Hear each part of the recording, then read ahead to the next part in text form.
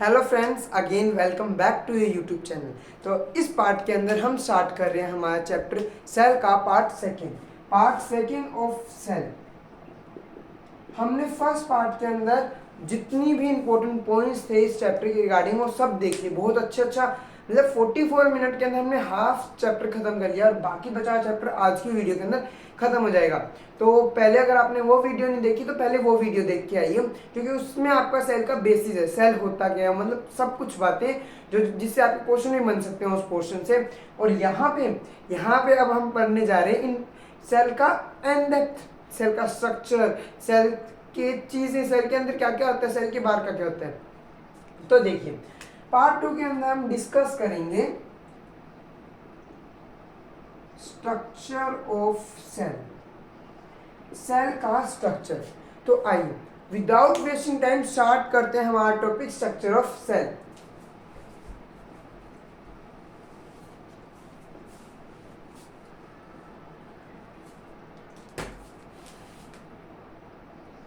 सुनिए, ध्यान से सुनना आपको। मैं सेल को सर्कुलर मान रहा हूं। सेल की शेप डिपेंड करती है उसके वर्क पे, ये हम पिछली वीडियो के अंदर बात कर चुके हैं। अभी मैं सेल को मान रहा हूं एक सर्कुलर, ये हो गया सेल, ठीक है। ये हमारी बात है। अब सुनते जाओ। सेल के अंदर भरा हुआ एक लिक्विड, सेल के अंदर क्या भरा है, एक लिक्विड, जिसका नाम है साइटोप्लाज्म।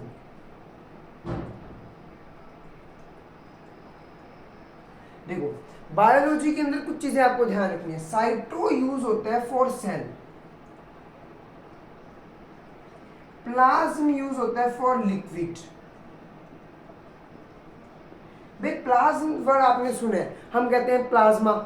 हमारे ब्लड के अंदर फॉर्म्ड एलिमेंट्स ऑफ प्लाज्मा होते हैं। फॉर्म्ड एलिमेंट्स जैसे आरबीसी, डब्ल्यूबीसी और ये बोलते हैं प्लेटलेट्स। और देन हम बोलते हैं जो लिक्विड पार्ट होता है ब्लड का उसे प्लाज्मा बोलते हैं। तो liquid is for plasma, plasma confirm. Cyto mean cell. तो सेल के अंदर होता है एक लिक्विड जिसका नाम होता है साइटोप्लाज्म।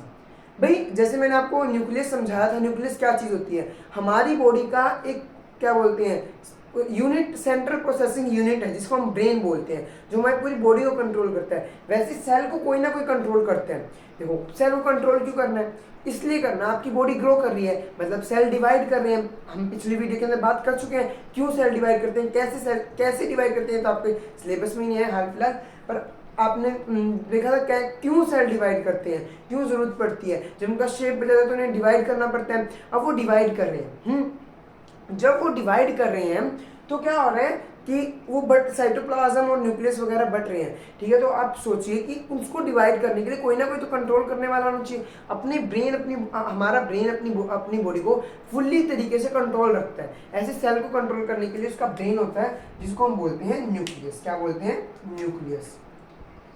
ये हो गया अपने पास न्यूक्लियस,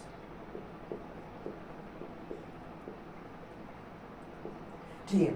न्यूक्लियस, अब न्यूक्लियस के अंदर ऐसी क्या चीज है जो उसे कंट्रोल करती है। न्यूक्लियस के अंदर होता है डीएनए। क्या होता है, डीएनए है, डीऑक्सीराइबो न्यूक्लिक एसिड। सब डिटेल में पढ़ना आपको, टेंशन मत लो। न्यूक्लियस के अंदर होता है डीएनए। डीएनए तो हर बच्चा जानता होगा डीएनए क्या होता है। डीएनए तो वो नाम सुनते ही आपको पता लग जाता है, पर इस वीडियो के एंड तक आप बहुत कुछ अलग जान चुके होंगे। आपको जो डीएनए के तक छोटी सी डेफिनेशन पता थी, उसके अलावा बहुत अलग चीज। इसकी डेफिनेशन है डीऑक्सीराइबो न्यूक्लिक एसिड। सब पता रहेगा क्या कुछ होता है। अब देखो एक न्यूक्लियस और इससे तो काम चलेगा नहीं, और भी चीजें होनी चाहिए सेल के अंदर जिससे काम हो जाए। देखो जो ये सेल की बाहर वाली मेम्ब्रेन है, अब ये साइटोप्लाज्म है, लिक्विड है, इसको सराउंडिंग से तो अलग करना है ना, उसके लिए हमने ये मेम्ब्रेन का नाम दे दिया प्लाज्मा मेम्ब्रेन। प्लाज्मा मेम्ब्रेन, ठीक है, प्लाज्मा की मेम्ब्रेन। लिक्विड के बाहर है ना मेम्ब्रेन, साइटोप्लाज्म के बाहर मेम्ब्रेन, तो इसलिए हमने उसको बोल दिया प्लाज्मा मेम्ब्रेन, ठीक है। अब ये देखिए ये प्लाज्मा मेम्ब्रेन हर एक के अंदर रहेगी। देखो सेल को सराउंडिंग से तो अलग करना ही करना है, बट जो प्लांट सेल होते हैं, प्लांट सेल, उनके बाहर एक परत और होती है, उनके बाहर एक परत और होती है। कैसा विषय बना सकते हो आप, एज यू विश। उसे हम बोलते हैं सेल वॉल। क्या बोलते हैं, सेल वॉल मतलब सेल की दीवार। ये किसमें मिलती है? Only in plants, only in plants. ये अपनी पिछली वीडियो के अंदर सेल वॉल के बारे में मैंने आपको वैसे थोड़ा सा बताया था, अपनी तो पॉइंट आया था सेल वॉल, मैंने आपको कहा था कि ये पूरा अच्छे से हम देखेंगे। ये चीज समझ आई आपको? क्या क्या होता है? डीएनए, साइटोप्लाज्म, प्लाज्मा मेम्ब्रेन क्या है, न्यूक्लियस क्या है, सेल वॉल क्या है। क्लियर? सेल वॉल किसमें मिलती है? ओनली इन प्लांट्स, प्लांट्स के अंदर मिलती है। अब देखिए इसके अंदर, ये तो हमने कॉमन सी बात कर ली, इसके अंदर ऑर्गेनेलीज होती हैं। क्या होती है? ऑर्गेनेलीज। आप ऐसे सोचिए, हमारी बॉडी है, हमारी बॉडी का ब्रेन होता है, इनका न्यूक्लियस, हमारी बॉडी की स्किन होती है, इनकी प्लाज्मा मेम्ब्रेन, कईयों ने कपड़े पहन रखे हैं, सेल वॉल। ठीक है, इनमें इजी वे से आप समझ पा रहे हो। हमारी बॉडी के अंदर ब्लड होता है साइटोप्लाज्म। हमारी बॉडी के अंदर और भी चीजें होती हैं बहुत सारी, जैसे लीवर, किडनी वगैरह, ये सारे अलग अलग फंक्शन परफॉर्म करती हैं। तो ऐसे इसके अंदर ऑर्गेनेलीज होंगी सेल के अंदर, अपनी बॉडी से याद रखिएगा आप। इसके अंदर होते हैं ऑर्गेनेलीज। इसके अंदर हम बहुत सारी ऑर्गेनेलीज के बारे में अच्छे से देखेंगे। तो सबसे पहले एक का नाम लिखिए, गोल्जी बॉडी। कौन सी? ये गोल्जी, गोल्जी बॉडी। एक आप लिखिए ऐसे, न्यूक्लियस के साथ साथ बनानी है आपको ऐसे टेढ़ी मेढ़ी सी, इसका नाम है ईआर, एंडोप्लाज्मिक रेटिकुलम। ठीक है, ये चीज समझ आई आपको? ये एंडोप्लाज्मिक रेटिकुलम न्यूक्लियस के साथ बनानी है आपको। इनके बारे में डिटेल से डिस्कशन करेंगे। एक आप यहां बनाइए माइटोकॉन्ड्रिया। इसकी बात हमने की थी जब हमने शेप ऑफ सेल देखा, जिसके अंदर हमने स्पर्म की बात की थी। स्पर्म की टेल में माइटोकॉन्ड्रिया होते हैं। तो यह बात होगी यहाँ की। स्पर्म एक सिंगल सेल है और सेल के अंदर तो माइटोकॉन्ड्रिया होंगे, वहां उसकी टेल में हो जाते हैं वो माइटोकॉन्ड्रिया प्रेजेंट। तो यहाँ माइटोकॉन्ड्रिया हो गए। और अगर ये प्लांट सेल है, हम मानते हैं अगर ये प्लांट सेल है, तो इसके अंदर एक और ऑर्गेनेली होगी जिसको हम बोलते हैं क्लोरोप्लास्ट। ये मैंने आपको अच्छे से बता दिया था। क्लोरोफिल एक पिगमेंट है, क्लोरोप्लास्ट एक ऑर्गेनेली है। ठीक है, अब सोचिए इसके अंदर एक और चीज होती है, दैट इज राइबोसोम। छोटे छोटे छोटे छोटे छोटे छोटे ऐसे, इनको सिंगल सिंगल बना। ये कब क्या कुछ होता है वो मैं आपको अच्छे से बताऊंगा। बस सेल में हर जगह होते ही होते हैं, लगभग ये सारी जगह होती है। ठीक है, यहाँ तक कि इसके ऊपर भी होते हैं। और इसी राइबोसोम की प्रेजेंस से हम इसको ईआर को दो हिस्सों के अंदर बांटते हैं, वही पढ़ेंगे अभी। ये हो गया हमारे पास राइबोसोम। ठीक है, तो ये आपने अगर साथ के साथ समझे तो आपको इस डायग्राम बनाने में कोई कंफ्यूजन नहीं है, अलग अलग पेन से बनाएगा। ये एक ओवरव्यू है, बस ये बात आपको यहाँ पे नोट करनी है कि only in plant cell wall होती है, बाकी ये एनिमल के लिए भी एज इट इज है। अब देखो पेपर में एग्जाम के अंदर आपके पास डायग्राम आएगा ना, सेल वॉल और सेल मेम्ब्रेन, ये भी लिख लेते हैं ओनली इन प्लांट्स। क्या? Chloroplast, not Golgi body. Okay, chloroplast only in plants में मिलती है। पेपर के अंदर आपके पास डायग्राम है, तो आप टीचर पता क्या चेक करेगा? प्लांट सेल और एनिमल सेल का डायग्राम है, वो देखेगा। अगर आपने सेल वॉल बनाया है प्लांट सेल में, क्लोरोप्लास्ट बनाया है, देखते टिक कर देगा। बाकी तो उसको पता, जब इसने एनिमल सेल में रिप्रेजेंट कर दी तो इसे प्लांट सेल का भी पता होंगे, इसके अंदर ही होते हैं। ठीक है, बाकी ये और चीजें कॉमन है, हर एक में मिलेगी, बट ये जो है ना, जैसे क्लोरोप्लास्ट, सेल वॉल, ये बस मिलती है प्लांट सेल के अंदर। ठीक है, सेल वॉल क्लोरोप्लास्ट और सेल वॉल, हाँ दोनों। एक और मैं आपको बताता हूँ, सेंट्रियोल। सेंट्रियोल सेंट्रियोल मिलता है ओनली इन एनिमल सेल। कुछ प्लांट्स में मिलता है, पर आपको इतना याद रखना ओनली इन एनिमल सेल। ये छोटा सा ऐसे सेंट्रियोल बनाते हैं, जैसे सूरज जैसा होता है। ठीक है, centriole only in animal cell. बिल्कुल सिंपल सिंपल सी बात है, कोई भी दिक्कत नहीं आई होगी। साइटोप्लाज्म वो लिक्विड जिसके अंदर ये ऑर्गेनेलीज तैयार है। प्लाज्मा में वो कवरिंग, सेल वॉल वो कपड़े जो सेल ने पहन रखे हैं। वो कौन पहनता है? बस प्लांट्स कपड़े पहन के रखते हैं। उल्टा है, यहाँ हम इंसान कपड़े पहनते हैं और सेल के अंदर प्लांट कपड़े पहनते हैं। न्यूक्लियस के अंदर होता है डीएनए, ये क्या? न्यूक्लियस। ये क्या है?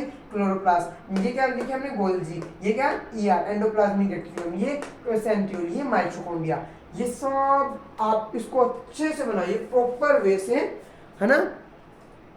और फिर हम इसके हर एक पॉइंट को डिस्कस करेंगे बिल्कुल अच्छी तरीके से। हर एक ऑर्गेनेली को लेंगे हम, हर एक पॉइंट को देखेंगे बिल्कुल अच्छे से। आप इसको बनाइए एक बार, बहुत अच्छे से सुंदर सुंदर बनाइए। ये चैनल का नाम भी रहे सर, आप सुंदर सा बनाइए बस, क्योंकि ये ना ये बेसिक नहीं है, मतलब बेस है, बेस जिसको अब ये नहीं समझ है ना अभी तक, तो फिर उसको शायद पुरानी वीडियो का यही वीडियो को बार बार देखना चाहिए और पुरानी वीडियो को सेल समझने के लिए देखनी चाहिए। सेल होता क्या, पुरानी वीडियो बहुत ज़्यादा इंपॉर्टेंट है। अगर आपने वो नहीं देखी है उसके बिना आपको ये नहीं समझ आएगा, तो उसको समझने के लिए आप वो देख के आइए प्लीज़, इट इज़ रिक्वेस्ट।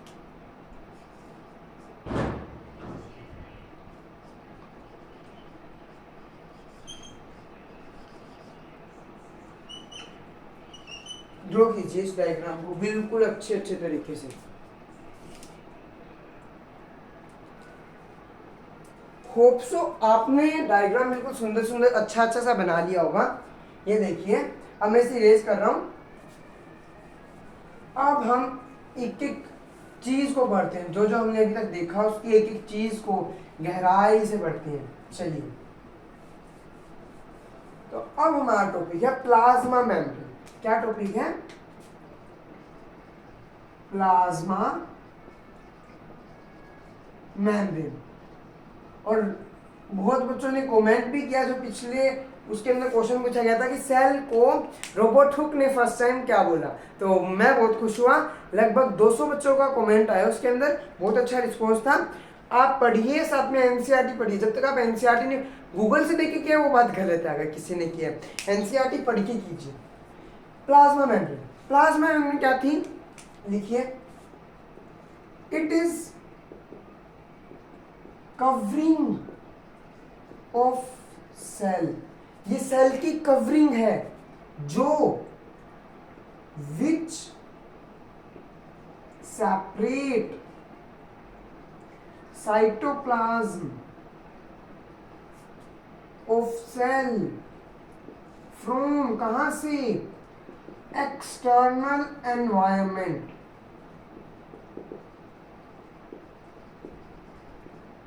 ये वो कवरिंग है सेल की जो साइटोप्लाज्म को अलग करती है एनवायरनमेंट से। प्लाज्मा में कुछ भी है ये लिख देना है, ठीक है? बिल्कुल ये छोटी सी डेफिनेशन है। इट इज अ कवरिंग, एक कवरिंग का कवर है जो सेपरेट करती है साइटोप्लाज्म को फ्रॉम एक्सटर्नल एनवायरनमेंट, ठीक है? प्लाज्मा में इज अ कवरिंग। अब एक इसका क्वेश्चन ये नहीं बनता व्हाट इज प्लाज्मा में, क्वेश्चन ये बनता है प्लाज्मा ये what is why plasma membrane is selectively permeable, या what is meaning of plasma membrane selectively permeable. तो ये इरेज करूं मैं, नोट डाउन कर लिया, पॉज करके नोट डाउन करो। देखो, अब एक नया वर्ड आता है selectively permeable.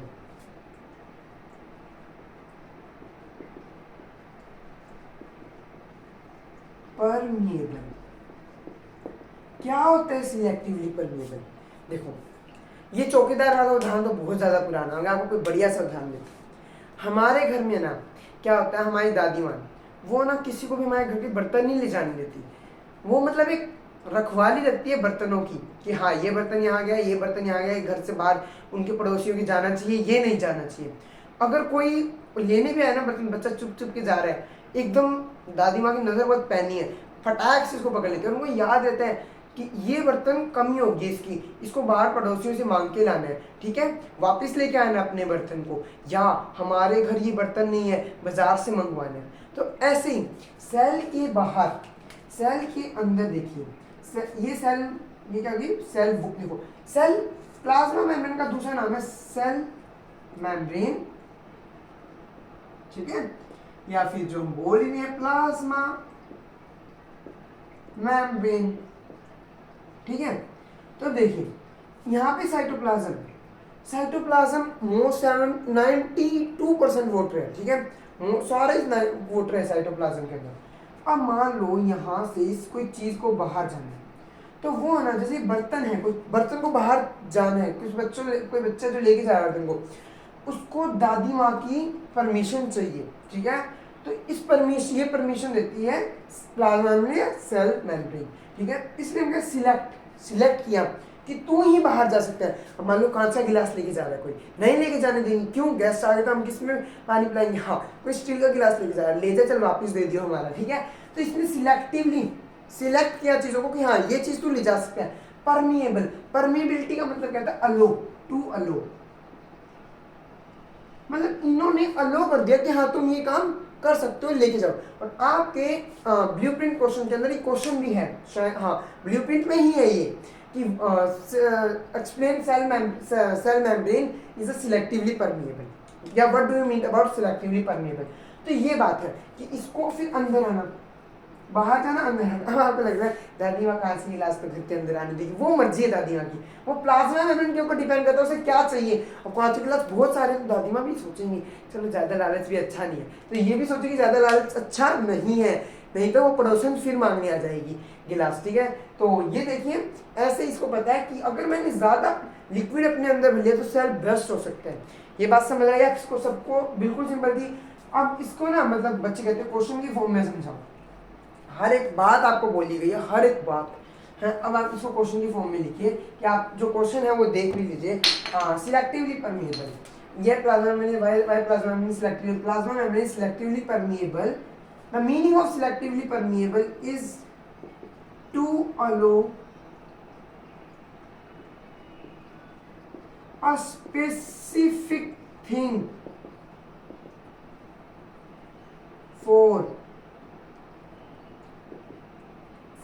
exchanging an environment या for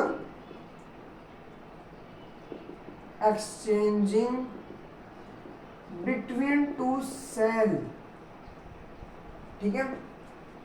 ये मतलब आप डेफिनेशन आपको अगर इससे अच्छी मिले तो वो लिखिए, मेन है मतलब समझ आना, समझ आया सिलेक्टिवली परमिएबल का मतलब क्या होता है, ठीक है।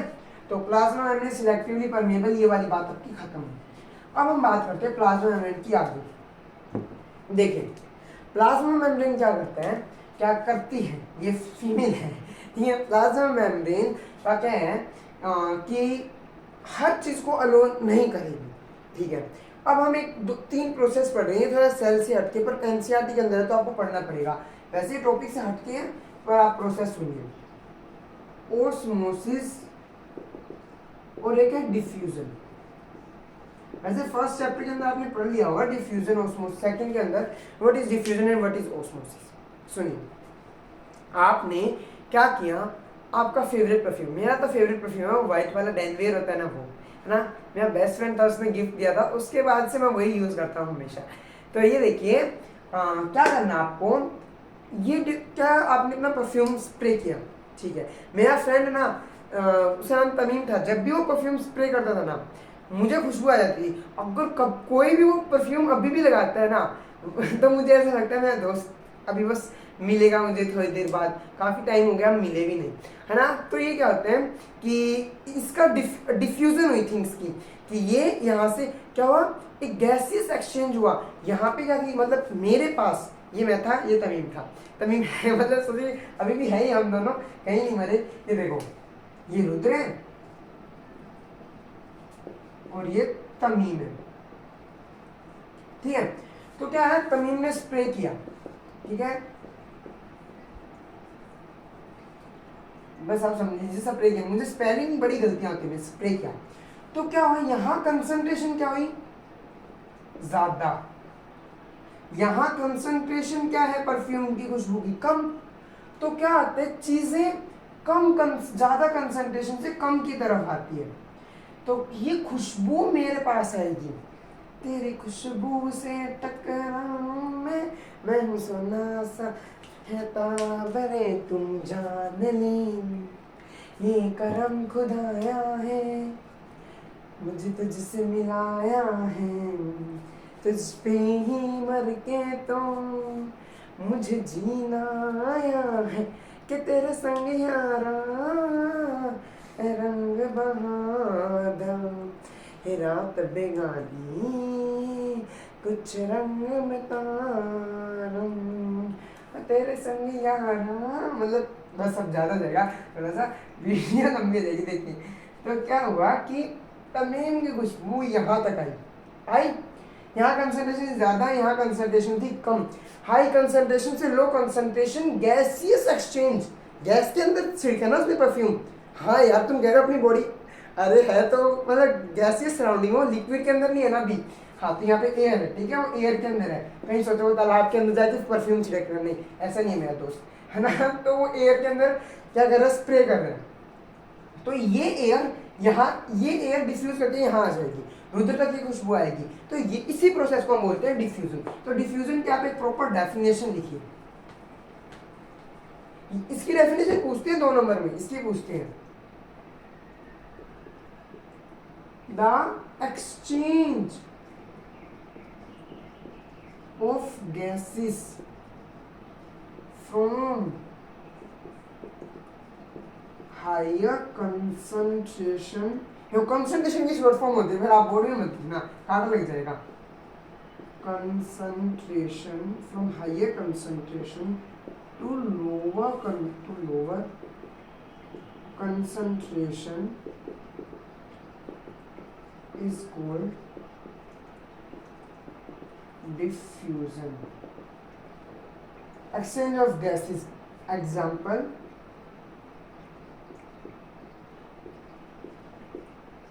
स्प्रे या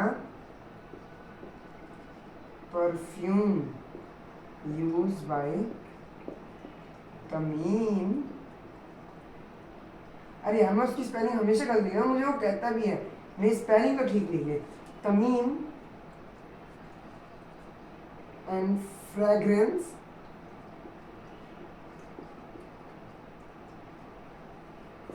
एक बाय रुद्र। ओके तो ये डिफ्यूजन होता है। नोट डाउन कीजिए इस डेफिनेशन को।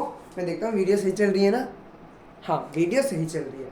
मुझे बीच में ये रहता है, ये फ़ोन ना भर जाता है बिल्कुल, तो मुझे ऐसे बार बार चेक करना पड़ता है कि वीडियो सही चल रही है ना। तो आपको इतना समझ आया कि क्या प्लाज्मा मेम्ब्रेन वगैरह वगैरह सब समझ आया। प्लाज्मा हम क्या, अभी डिफ्यूजन समझ आया ना आपको। हाँ अब हम बात करते हैं ओस्मोसिस। ओस्मोसिस, डिफ्यूजन याद कर आते ही, वर्ड पकड़ते ही आपको ध्यान आना चाहिए तमीम। तमीम से परफ्यूम, परफ्यूम से रुद्र, डिफ्यूजन, तमीम के पास परफ्यूम की कंसंट्रेशन ज्यादा, रुद्र के पास कम, डिफ्यूज हुआ, देन इट्स कॉल्ड डिफ्यूजन। अब देखिए ओस्मोसिस। ओस्मोसिस क्या होता है, exchange of things due to difference in water. देखिए क्या होते हैं, सिंपल सी बात है, ये एक टब है, ये एक टब है, पानी है यहाँ पे भी, यहाँ पे भी, यहाँ पे इतना पानी है, यहाँ पे इतना पानी। पानी ऑफ कोर्स यहाँ आएगा।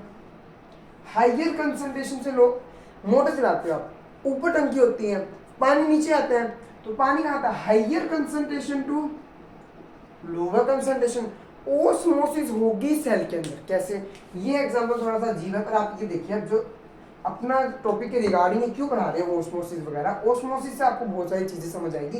कैसे, एक क्वेश्चन भी यही वाला कि एक अनियन पील को आपने वो इसके अंदर नमक वाले पानी के अंदर रख दिया तो वो क्या आएगी, वो अब आपको समझ आएगी। देखना क्या हुआ, ये सेल था, है सेल है, इसके अंदर है साइटोप्लाज्म।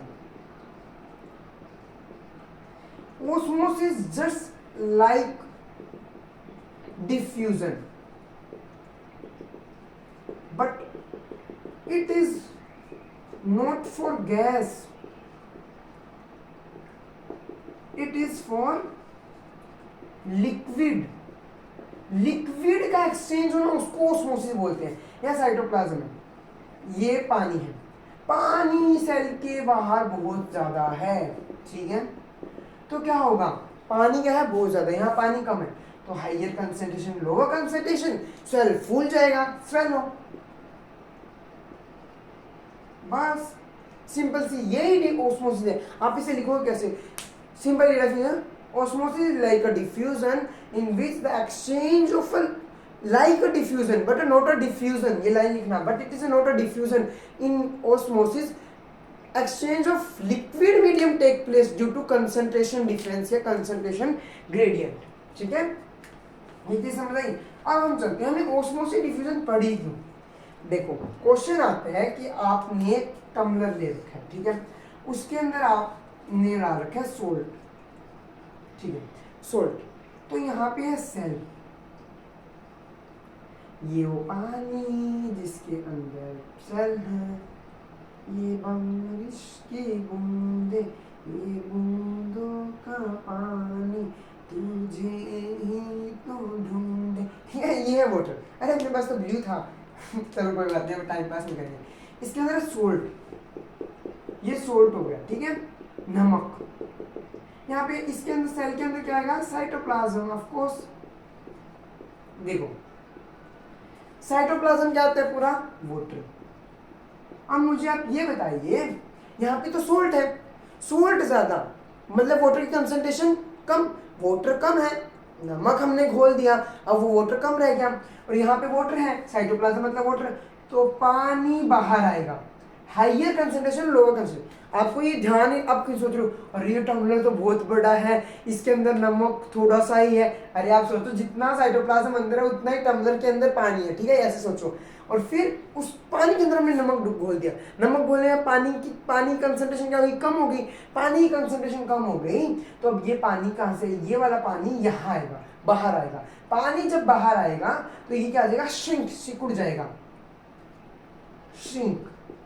अगर यहाँ पे सोल्ट है या शुगर है, चीनी है भाई, पानी कंसंट्रेशन कम। अरे हमने तो सुना था चीनी घोल दो पानी तो गाढ़ा हो जाए, पता नहीं आपने तो क्या क्या सुना था। ये सोचो एक टम्बलर है, उसके अंदर आपने नमक डाल दिया, चीनी डाल दी, उसकी कंसंट्रेशन कम हो जाती है वाटर की, ये बात ध्यान रखनी है, ठीक है। अगर आप पानी में नमक, सोल्ट, नमक डाल दोगे तो पानी की कंसंट्रेशन कम हो जाएगी, ओके। ये बात आपको ध्यान रखनी है। तो ये समझ आया आपको, ये श्रिंक होगा इसके अंदर। अब देखिए, अब इसका रिवर्स क्या है, अगर वही बात, पानी बिल्कुल प्योर है, पानी क्या है, बिल्कुल प्योर, और ये सेल है, सेल के अंदर साइटोप्लाज्म के अंदर है सोल्ट्स, यहाँ सोल्ट है, पानी बिल्कुल प्योर है, तो पानी अंदर आएगा, सेल क्या देगा, स्वेलो, फूल जाएगा, बस बिल्कुल सिंपल सी बात है। इसलिए हमने ऑस्मोसिस और डिफ्यूजन पढ़ा। तो आई होप आपको osmosis diffusion tip top clear हुआ होगा और प्लाज्मा मेम्ब्रेन बिल्कुल अच्छे से समझ आई होगी। अब नेक्स्ट देखते हैं सेल वॉल। देखो प्लाज्मा मेम्ब्रेन, एक और ध्यान रखना, प्लाज्मा मेम्ब्रेन अब हम थोड़ी सी वो और पढ़ते हैं कैसे अलो करती है, सेल वॉल से पहले कैसे अलो करती है। प्लाज्मा मेम्ब्रेन थोड़ी सी लेंथ है, बाकी आपको कुछ पढ़ना भी नहीं है इस चैप्टर में। प्लाज्मा मेम्ब्रेन तो थोड़े सा ध्यान लगा के पढ़ना है, ईआर पढ़नी है आपको, ठीक है, और कुछ नहीं है इस चैप्टर के अंदर बचा हुआ। अब आप देखिए क्या होता है प्लाज्मा मेम्ब्रेन, इसको देखिए क्या हुआ कि ये प्लाज्मा मेम्ब्रेन है,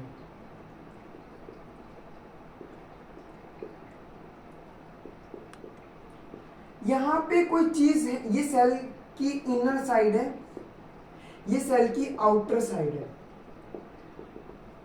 पूरा सेल यहाँ पे कोई चीज है, मतलब ले लो आप वाटर, यहाँ वाटर है ज्यादा, यहाँ वाटर है कम, तो ये पानी ज्यादा से हाई कंसंट्रेशन लो कंसंट्रेशन जाएगा।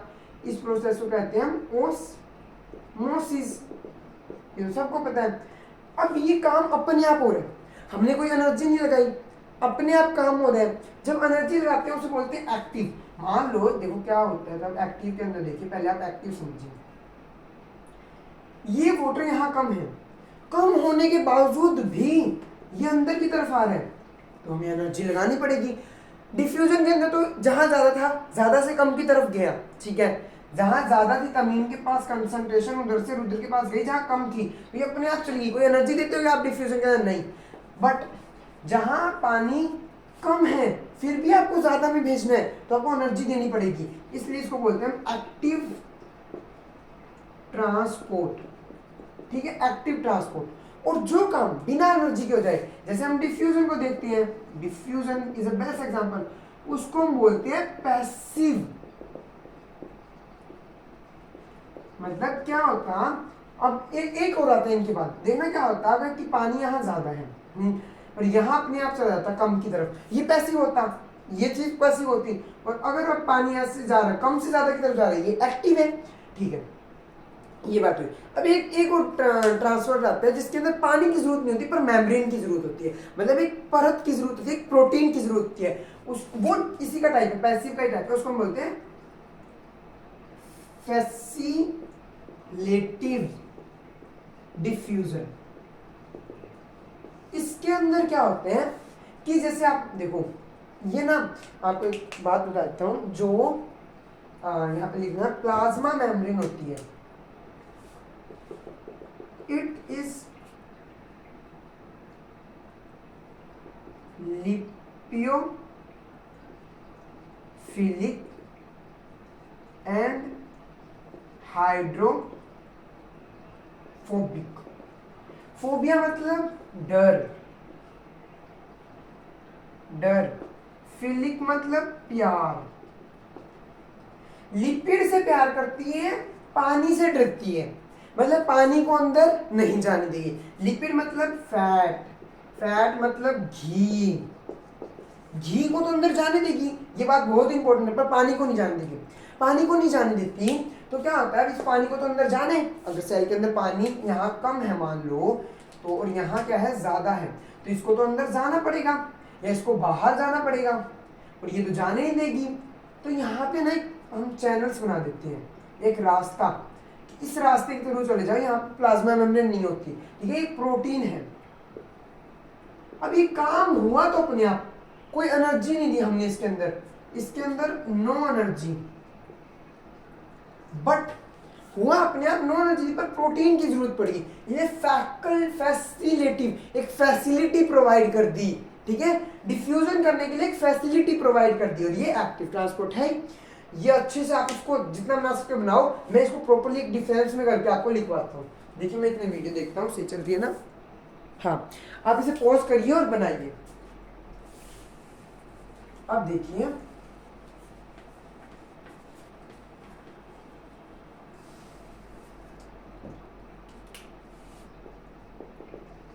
Diffusion, passive diffusion,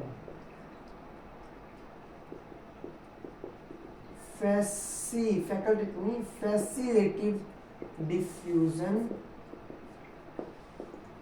active transport.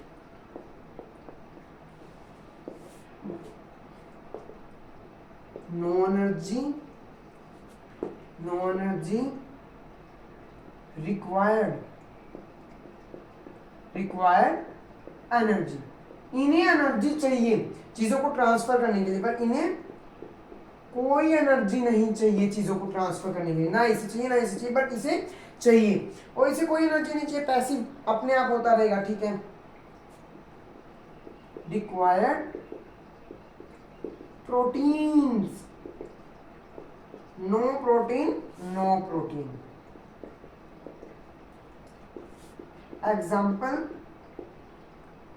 Transport of water in cell, perfume, fragrance. इसका एग्जाम्पल आप देख सकते हो, हाँ, इनकी डेफिनेशन में लिखिए, high concentration to low concentration, high concentration to low concentration, low concentration to high concentration. Example active के बहुत, मतलब आप देखो जैसे एक्टिव के अंदर example sodium potassium pump, okay, ये इसको आप नोट डाउन कर लीजिए क्योंकि वीडियो काफी ज्यादा लंबी हो गई है ना, और हम फटाफट चैप्टर को खत्म करते हैं, 34 मिनट की होगी। हमने कहा था कि इस वीडियो के अंदर हम चैप्टर को फिनिश करेंगे बिल्कुल अच्छे से, तो आई होप सो आपने नोट डाउन कर लिया होगा। अब हम फटाफट, हमारे ऑर्गेनेली तो बिल्कुल मिनटों में देंगे, प्लाज्मा मेम्ब्रेन में टाइम लगता है इस चैप्टर के अंदर, पूरे चैप्टर में। अब आप ध्यान से समझिएगा किसको, अब आपको समझना है हमारी सेल वॉल को, ठीक है। उससे पहले मैं आपको 3 चीजें बता देता हूँ। एक होता है फैगोसाइटोसिस, एक ऑर्गेनिज्म है, मतलब एक जीव जिसका नाम आपने सुना ही है, अमीबा।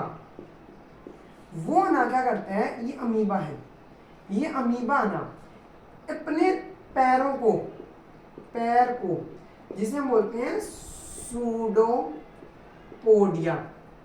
को ना बाहर की तरफ निकालते हैं ऐसे, और ना खाने के अंदर भर लेते, अपने अंदर खाना भर लेते हैं ऐसे, ठीक है। देखते जाइए कैसे खाना आएगा।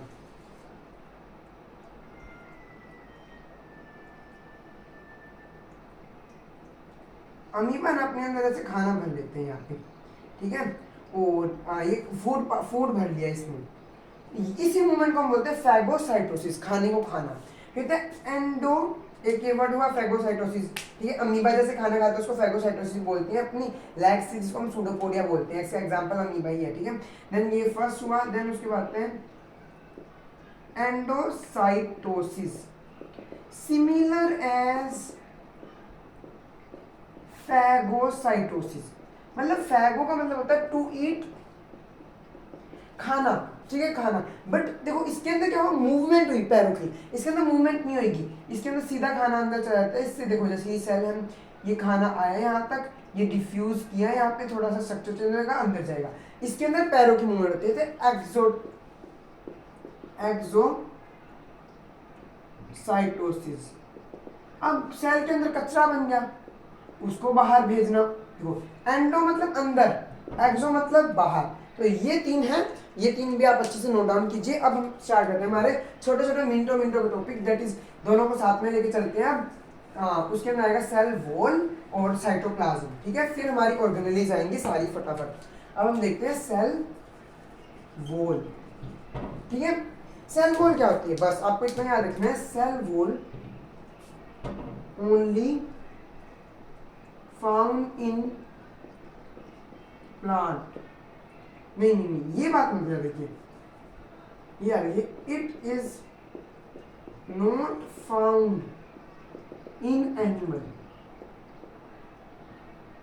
मैं आपको एक बात बता देता हूँ, एक बंदा था R.H.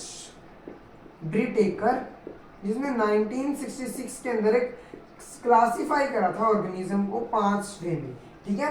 जिसके अंदर सबसे पहले एक आया था Monera, protista, fungi, Plantae, animalia, ठीक है। इसके अंदर एनिमल, इसके अंदर प्लांट, इसके अंदर फंजाई, इसके अंदर प्रोटिस्टा, इसके अंदर मोनेरा, मोनेरा के अंदर बैक्टीरिया, इसके अंदर सारे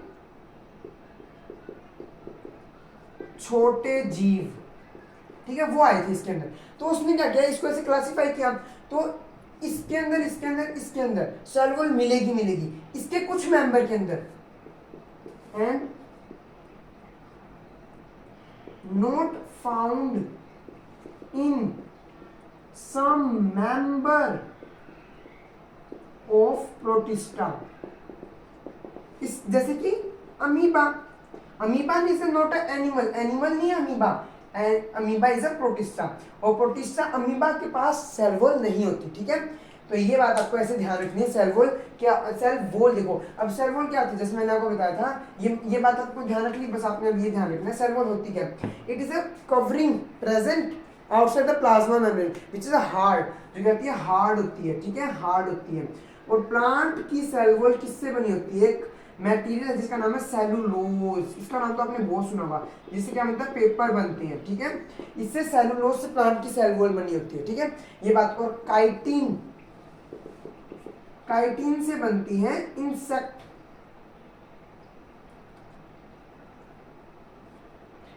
वेट, काइटिन से बनती है फंजाई की सेल वॉल, ठीक है। ये दो आपको याद रखना और कुछ नहीं याद रखना इसके अंदर। इट इज हार्ड है आउटर देन प्लाज्मा मेम्ब्रेन, ठीक है। बैक्टीरिया के अंदर सेल वॉल होती है, देखो अब एक यहाँ पे लिख लो, बैक्टीरिया में होती है, फंजाई में होती है, प्लांट्स में होती है, एनिमल में नहीं होती। बस आप ये पॉइंट याद रखो सेल वॉल के। सेल वॉल यहाँ पे आपकी फिनिश हुई बिल्कुल, ठीक है, और कुछ नहीं याद रखना आपको सेल वॉल के अंदर। और वो जो था मैंने आपको बताया था, जैसे कि वो मैं आपको बताया था ना कि यहाँ से पानी अंदर चला जाएगा, फूल जाएगा। देखो जब ज़्यादा फूल गया तो वो फट जाएगा सेल, सिकुड़ गया तो वो सिकुड़ जाएगा, फट भी जाएगा सेल। पर अगर सेल वॉल होगी तो सेल वॉल देखो, अब आप सोच के देखो, अब ये है सेल है, इसके अंदर सेल वॉल भी है बाहर। प्लाज्मा मेम्ब्रेन तो फट जाती है, पर सेल वॉल हार्ड होती है, ठीक है, बहुत ज्यादा हार्ड होती है, ये फटती नहीं है। ये फट गया सेल तो यहाँ पे सारा साइटोप्लाज्म आ जाएगा, फिर दोबारा से रीजनरेट भी हो जाता है बहुत बार, तो बहुत बार, बहुत रेयर चांस में बहुत बार मरा रह जाता है, ठीक है। ये हुआ सेल वॉल। अब हम एक वर्ड और देखते हैं, दैट इज साइटोप्लाज्म। क्या देखते हैं हम? साइटोप्लाज्म मतलब सेल का प्लाज्मा। सेल का प्लाज्मा मतलब लिक्विड। इसमें ये क्या है? It is a liquid of cell, it is liquid part of cell. 92% of cytoplasm are water, ठीक है। इसके अंदर क्या होती है? Organelles. Organelles are present in cytoplasm। और जितनी भी एक्टिविटी होती है, मेन एक्टिविटी सेल को जो भी काम करना होता है, main activity of cell is done in cytoplasm. बस आपको यही पॉइंट्स याद रखने हैं, नोट डाउन कीजिए। बस सीधी सी बात, ये मैंने सब बता दिया था। उस डायग्राम से आपको बहुत चीजें बिल्कुल सिंपल सेल वॉल कितनी जल्दी खत्म होगी, साइटोप्लाज्म कितनी जल्दी खत्म हो गया, अब आपको देखनी है बस ऑर्गेनेलीज। अब हमारी ऑर्गेनेलीज भी देख लेते हैं हम फटाफट सटासट। टोटल 10 ऑर्गेनेलीज के बारे में पढ़ेंगे हम, फटाफट पढ़ते हैं। देखिए पहली ऑर्गेनेलीज थोड़ी सी लेंथी है, बाकी सब इजी है। सबसे पहले मैं लेता हूँ ईआर को, इसको लेता हूँ ईआर। ईआर है, ईआर का नाम देखिए पूरा, एंडो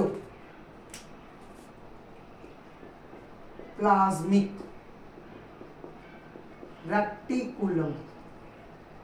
एंडो मतलब अंदर, प्लाज्मा मतलब लिक्विड, अंदर वाले लिक्विड की, रेक्टिकुलम मतलब जाला, अंदर वाले लिक्विड का जाला। अंदर लिक्विड कौन है? साइटोप्लाज्म। साइटोप्लाज्म के अंदर भी एक मेम्ब्रेन है, एंडोप्लाज्मिक रेक्टिकुलम, और वो जाला का कैसा जाला है देखो, मैंने कहा ये सेल है, सेल के अंदर न्यूक्लियस, न्यूक्लियस के साथ में लगी होती है एक ऑर्गेनेली जिसको हम बोलते हैं ईआर। क्या बोलते हैं? ER, endoplasmic reticulum. अब ये जाला बन गया ना, मोस्टली एरिया सेल का ये कवर रखती है, ठीक है। और इसने सेल को दो हिस्सों के अंदर बांट दिया, एक तो जो इसके अंदर हिस्सा है, ठीक है, एक जो इसके बाहर का हिस्सा है, ठीक है। Extra cellular, intra cellular. Intra मतलब अंदर वाला, इंट्रा सेलुलर, और ये है एक्स्ट्रा सेलुलर, सेल के बाहर का हिस्सा, ये सेल के अंदर का हिस्सा, नोट सेल के बाहर का हिस्सा, इस रेक्टिकुलम के बाहर का हिस्सा। इसने सेल को दो हिस्सों के अंदर बांट दिया, intracellular part and intracellular part और extracellular part of cell. Cell का अंदर वाला पार्ट और सेल का बाहर वाला पार्ट, ठीक है। ये वाला बाहर नहीं, ये वाला बाहर, ठीक है। तो ये देखिए, ये होती है एंडोप्लाज्मिक रेक्टिकुलम। अब ये क्या, एक टाइप की मेम्ब्रेन ही है। अब मैंने आपको एक ऑर्गेनेल का नाम हुआ, दैट इज राइबोसोम। राइबोसोम को भी इसके अंदर ही खत्म कर लेते हैं, राइबोसोम। राइबोसोम क्या आते हैं? इन शॉर्ट क्या है? आरएनए प्लस प्रोटीन, ठीक है। आरएनए के साथ जब प्रोटीन जुड़ जाते हैं, अब डीएनए आरएनए सबने वर्ड सुने अपनी लाइफ में, कभी ना कभी तो सुने होंगे डीएनए और आरएनए, तो बनाते हैं राइबोसोम। राइबोसोम, ठीक है। अगर इस रफ एंडोप्लाज्मिक रेक्टिकुलम के ऊपर राइबोसोम है, अगर इस एंडोप्लाज्मिक रेक्टिकुलम के ऊपर राइबोसोम है, तो हम कहेंगे RER, रफ एंडोप्लाज्मिक रेक्टिकुलम। क्योंकि अब देखो, राइबोसोम बनाते हैं, राइबोसोम फॉर्म प्रोटीन। अब ये एंडोप्लाज्मिक रेक्टिकुलम क्या काम करेगी? ये बनाएगी प्रोटीन, जिसे हम रफ एंडोप्लाज्मिक रेक्टिकुलम बोलेंगे। राइबोसोम की प्रेजेंस से इसके ऊपर रफनेस आती है। अगर ये सीधी ऐसी है, कोई राइबोसोम नहीं है, तो हम उसे बोलेंगे SER, स्मूथ एंडोप्लाज्मिक रेक्टिकुलम। मतलब आपको क्या पता लगा कि राइबोसोम की प्रेजेंस से एंडोप्लाज्मिक रेक्टिकुलम को दो हिस्सों में बांट दिया। एंडोप्लाज्मिक रेक्टिकुलम क्या है? सेल के अंदर का जाला, मतलब it separate cell to it is a membrane या it is a organelle which join. सुनते जाइए वर्ड्स, आपको जहां से भी अच्छी अच्छी लाइनें मिली वहां से अपने नोट्स में लिखिएगा। It's a organelle which join with the nucleus and separate cell in a two part, that is intracellular and extracellular, and they divide in two parts, rough endoplasmic reticulum, smooth endoplasmic reticulum. If ribosome is present then it is a rough endoplasmic reticulum. If ribosome is absent then it's called a smooth endoplasmic reticulum. Rough endoplasmic reticulum is rough due to presence of ribosome. Ribosome is a form from protein and RNA. RNA and protein, and it help in the formation of protein, formation of protein, and then it give roughness to endoplasmic reticulum. That's why the name of rough endoplasmic reticulum is a rough due to presence of ribosome. Okay, ये endoplasmic reticulum finish, इतनी ही पढ़नी है बस आपको। और ribosome भी finish, दो organelle finish हुई। ठीक है, नोट डाउन कीजिए। आपको इसमें से कुछ नोट डाउन करना है तो वीडियो भी सही चल रही है।